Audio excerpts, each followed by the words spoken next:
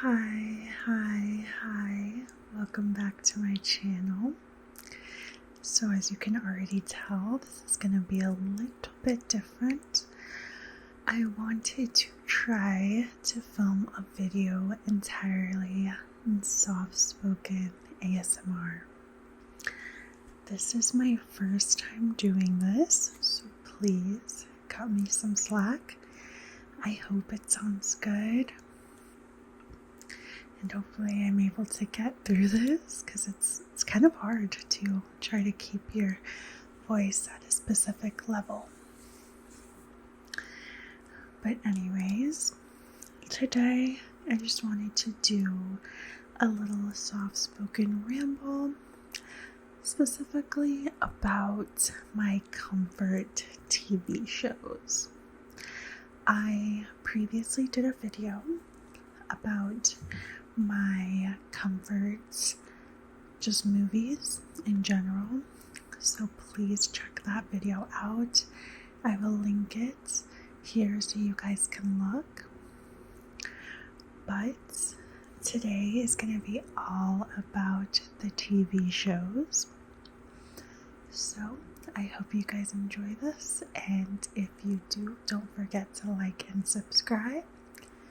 But without further ado, let's go ahead and jump in. Alright, so I have my phone here because I just wrote down my shows and some notes about them.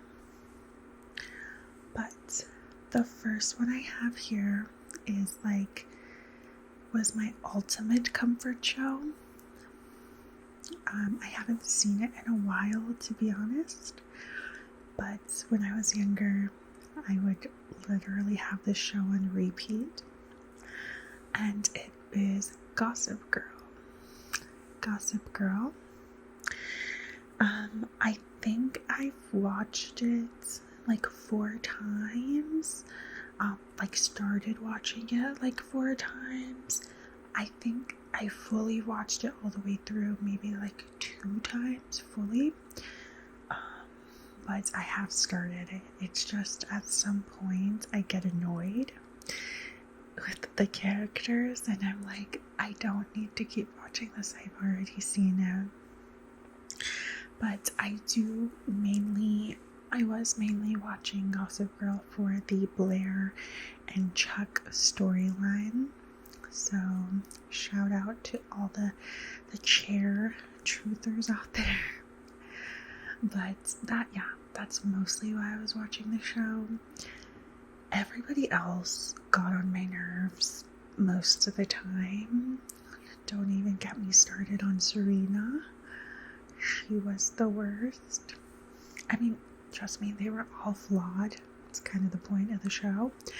But she was just, I could not. She was very aggravating to me.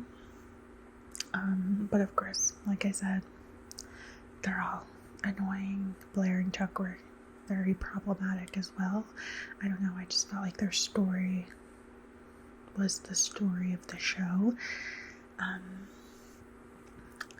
My favorite parts of the show are, like I said, it has mostly to do with Blair and Chuck, but my favorite storylines are the whole situation when Chuck goes to Paris because he got shot and he doesn't have an identity, he's not Chuck Bass, and he meets Eva, and so he's able to kind of be a more honest guy out there. Sorry, there was an airplane. But when Chuck is in Paris and Blair and Serena are in Paris, and then they figure out that he's there and that he was shot. And my favorite, I think, scene of the show, the whole show, is whenever they meet at the train station in Paris. If you know, you know. And Blair drops that famous line. He's like, what did he say? it would be better for you if, like, I didn't exist in your world, something like that. And she's like, yeah, but it wouldn't be my world without you in it. I died. I remember first watching that, and it was amazing. It was everything. But that's like one of my favorite storylines. And then also I don't love it, but I thought it was interesting was Blair's marriage to Louis, like that whole situation with her and Louis. I remember being so, like, the first time I saw it, I was so taken aback when, you know, all that drama happens. Chuck is like, don't get married, and she still gets married, whatever. And the whole time, Louis is like a really nice guy. And you kind of feel for him because you're like, Blair, you're literally taking advantage of this man. And then they go through the wedding, and then they're dancing. They're doing their first dance. And I don't remember what it was, but he, like, as they're doing the first dance, he basically, like, whispers in her ear. And he's essentially like, I know, like, it was crazy. I don't remember exactly what happens or what he said, but just the flip, going from, like, a nice guy to, like, evil vibes. It was crazy. I remember the first time I saw that, I was like, oh my god, I'm so scared. Like, it was giving scary. But yeah, those were like my two favorite kind of storylines that they had going on. So to be honest, like, Blair and Chuck were the main characters. They were my main characters. They're really all I cared about. So the ending, you know, it was whatever as long as Blair and Chuck were together. But yeah, so that was like my first original comfort show was Gossip Girl. Okay. The second one is going to be Grey's Anatomy. And this is also one that I haven't watched in a long time, but when I was younger, I did rewatch it a lot. However, I didn't, like, for Grey's Anatomy, I felt like it was one of those shows where you can kind of jump in wherever and, like, kind of know what was going on, especially if you've already seen it once. So I would jump into seasons where I knew, like, a certain storyline was happening and just rewatch, you know, up until I got tired of it. And I've only ever watched up to, like, maybe the season after Derek dies, or like the season after Derek dies, or maybe like 2 seasons after that. But I kind of gave up after that, and it just got too convoluted, and then everybody was leaving, and it just wasn't for me anymore. But my favorite storylines to rewatch. So the first is Denny and Izzy's storyline. So this is Denny Duquette. I was obsessed with him. And if you're familiar, he is played by Jeffrey Dean Morgan. And I love Jeffrey Dean Morgan. I think he is so handsome. So I was really obsessed with that situation. And I really loved, like, I thought the acting was amazing. And I think I've said this before, but I love a movie or a show that will make me cry. I don't know why, like, I just love it. And sometimes I feel like if I'm in a certain mood, I seek out movies or shows that will make me cry. I don't know, let me know if you're the same. But yes, I love a good movie where I'm gonna cry. And that storyline specifically had me in tears when he died. It was just amazing. And I think Katherine Heigl won, like, a bunch of Emmys for that, and, like, totally deserved. She did amazing. And then another thing that I love to rewatch, which is just a tad bit morbid, is like the plane crash episodes. I, like Lexi and Mark's death. I love them together. I thought they were so cute. And those episodes get me so much. And like I said, I just kind of enjoy something that's going to make me cry. And those always make me cry. Also, the intensity of the hospital shooter episodes, like, that was crazy. I love those episodes, even though it's kind of scary, but I think it's just, like, it's so intense. Even, like, rewatching it too, even though you kind of know what's gonna happen, it's just still really good. So, yeah, like, Grey's Anatomy, I always thought was, like, amazing, and it had, like, some really great storylines, but it just, it's still going on to this day. Like, it's too much.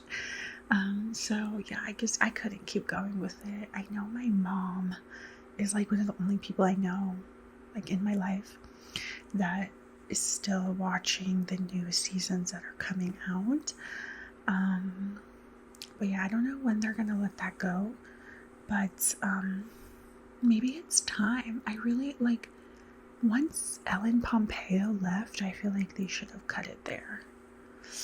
Like, that's just my thoughts. She's the Grey in Grey's Anatomy. So, I don't know. But that was one of them. And then the next show is going to be Scandal. So Scandal is another one of those shows that starts off really, really strong for me. And I have rewatched those first, I don't even know how many seasons, but I rewatched it from the beginning like so many times. But I've never actually seen the end of the show. I don't know how Scandal ends, which is kind of shocking because I feel like nowadays there's spoilers for everything. I have no idea how it ends. So maybe, like, I can rewatch it again and figure it out, but yeah, I have no idea how it ends. I really it's because I really enjoy the beginning, when they're actually, like, solving issues and, like, doing the dirty work and all that stuff.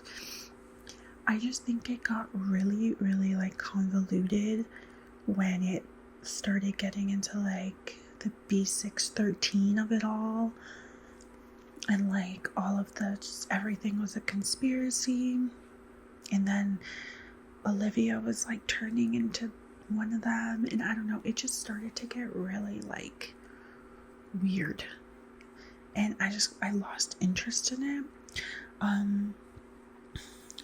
But the first seasons are literal gold. I love them, and I'm really contemplating rewatching it soon again, because my mom is doing a rewatch right now, so she keeps, like, talking about it, and I'm like, oh my god, like, I want to see it again, because those first seasons, like I said, are literally amazing TV. Olivia and Fitz, their relationship, so problematic in so many ways, but it's hard not to root for them, I loved it. I love them. I mean, President Fitzgerald Grant, he's not bad to look at, so and, like, I really wanted them to be happy for once, but I just don't think it was ever gonna happen. I don't know, like I said, I don't know how it ends, so I don't know if they ever got together or not. I don't think so, but I really hated Melly at first, but you kind of grow to understand her and, like, realize, like, she's just trying to make the best of the situation. Also just what she's been through and all of that stuff, so, shout out to her. I don't really hate anybody in the show. Like, I more so understand everybody. I do, like, Cyrus was terrible. I think I can say I hate Cyrus. And yeah, like, he was the absolute worst, but when I tell you guys, I bawled like a baby whenever James died. And, like, spoiler alert to all these shows, I'm so sorry. But, I mean, but, like, when James died, and then he tries to do the press conference, and then he breaks down at the podium. Oh, my God. I was bawling like a literal baby, like dry heaving type stuff. Yeah, that was like the one time I was like, oh, poor Cyrus, but it was beautiful. But like, yeah, that kind of goes along with the whole shows that make me cry type of thing.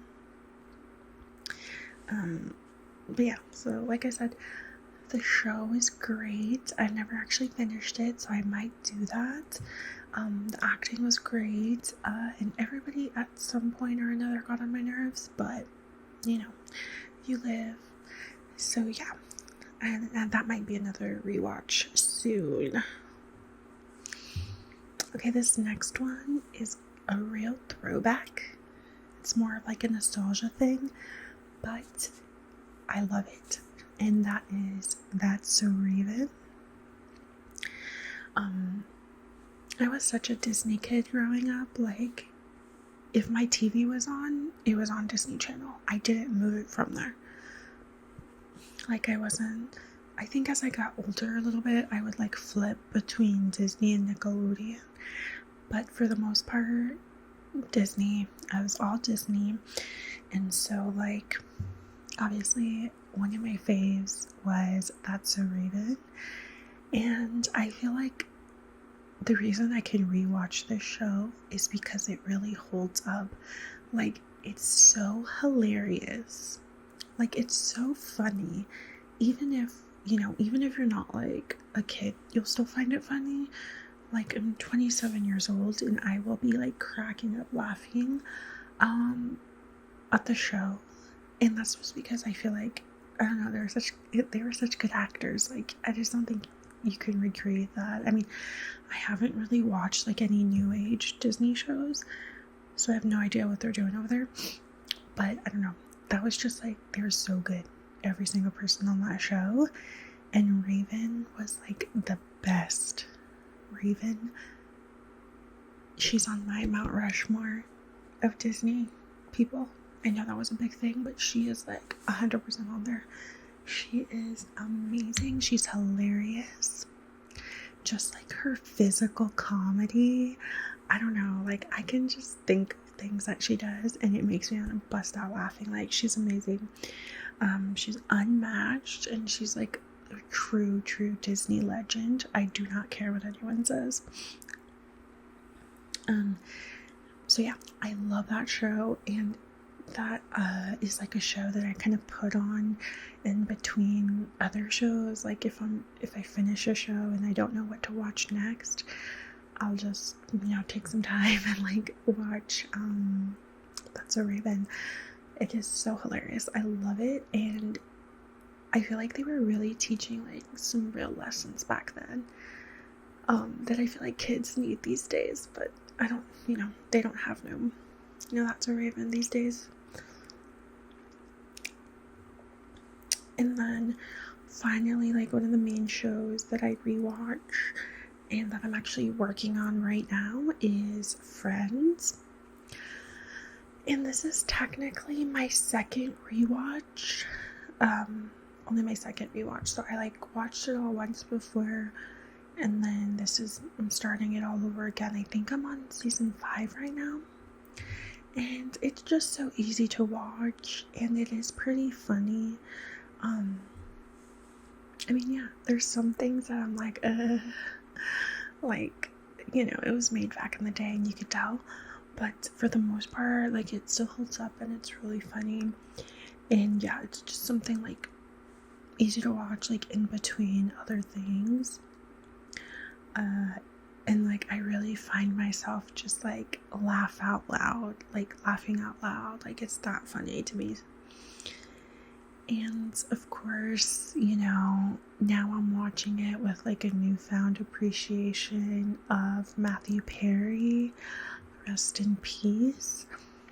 So yeah, I just love it. It's like so comforting and so nostalgic too, even though technically, I didn't even watch it until I was like in college, because I think that's when it got like real popular again, because it went on streaming. So before that, I don't even think I knew anything about Friends. I mean, I knew of a show called Friends, but I knew nothing about it. And then I think when I was in college, it got on streaming, and then everybody started rewatching it again. So I was like, I might as well give it a shot. So I watched it, and that was like the first time I watched it. So it's been a while since I, watched it the first time. So I figured now it would be time to do a little rewatch. But it feels like a comfort show just because, I put it on when there's something else that I'm watching that I know it'll hit, like, or sometimes when I'm sitting down to eat and I just don't want to deal with like having to scroll through stuff, like my food is getting cold, I put on Friends because I know I'll get like 2 good episodes that are pretty funny. So yeah. Oh, also, it kind of is comforting too, because especially like if you're feeling a little uncertain about like what's going on in your life, in Friends, the characters are all like it starts and they're in their like early to mid 20s, and they're just, half of them don't even have jobs. Rachel is like getting out of a marriage, like she ran away from her wedding and all of this stuff, and like Ross has been divorced and he's starting over in that way. Joey is like being Joey. Monica, she doesn't really have a job, like a career yet. So it kind of gives you a little bit of like comfort knowing that if you're any of those ages, it's fine. Like some people, this is life sometimes, and you can kind of see them go through it, and eventually they all end up in pretty good spots.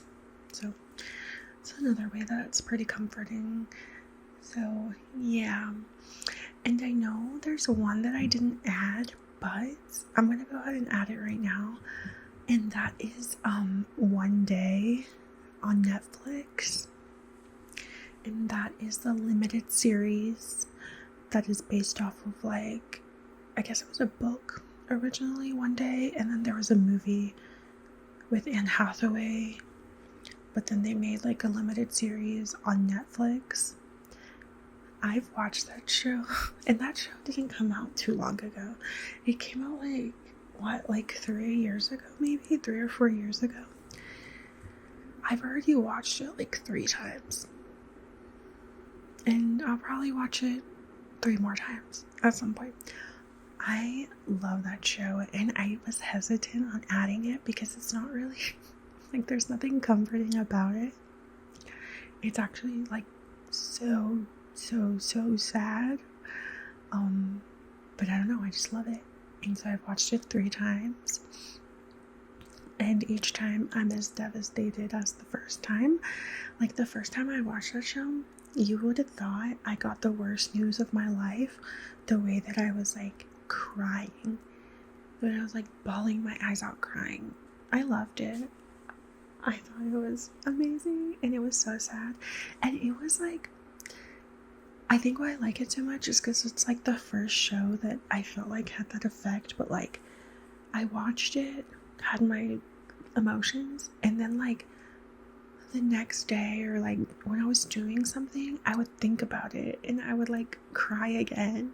I was like, okay, I'm like doing a little too much, but it was just so good. I thought it was so beautiful, and I loved, the 2 main actors.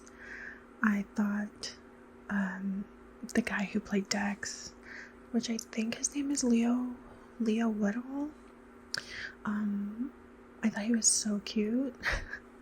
And so I think I watched White Lotus season 2 because of him, and that's what kind of got me into White Lotus. But I watched season 2 because I knew he was in there, and I was like, ooh, I want to see him again. I didn't like his character in there, but whatever. And then of course the actress, I think her name was Ambika Maud. She was amazing. And I know she's done some other stuff. There's this one show that she did where she plays like a doctor. I've seen clips of it on TikTok and it looks good, but it also looks like a little depressing. So I don't know if I'll ever watch that one. But I loved it. And yeah, it literally destroyed me at the end. Like, I knew that was gonna happen because I've seen the movie, but I wasn't ready. I was not ready for that. But yeah. And yeah, I wouldn't say it's a comfort to watch it, but if I like know that if I have nothing else to watch and I know that I want to watch like something good that's gonna get me my feels that, you know, I'm gonna love, it's gonna be that show. It's gonna be One Day on Netflix. I do recommend it if you're into like the romance drama. If you're into like, oh my god, it takes place over years. So if you like those like drawn out, like, will they, won't they's? That's one. That's the main one. But yeah. So that's gonna be it for this video. I hoped you enjoyed it, and I hoped you enjoyed my soft-spoken voice. If you want more of these, let me know in the comments. Let me know what your comfort shows are. I'm always looking for new things to watch, so please let me know. Drop them in the comments, and I'll definitely give them a try. But I hope you guys have a good night, and if you enjoyed this video, don't forget to like and subscribe. But anyways, I will see you in the next one. Bye!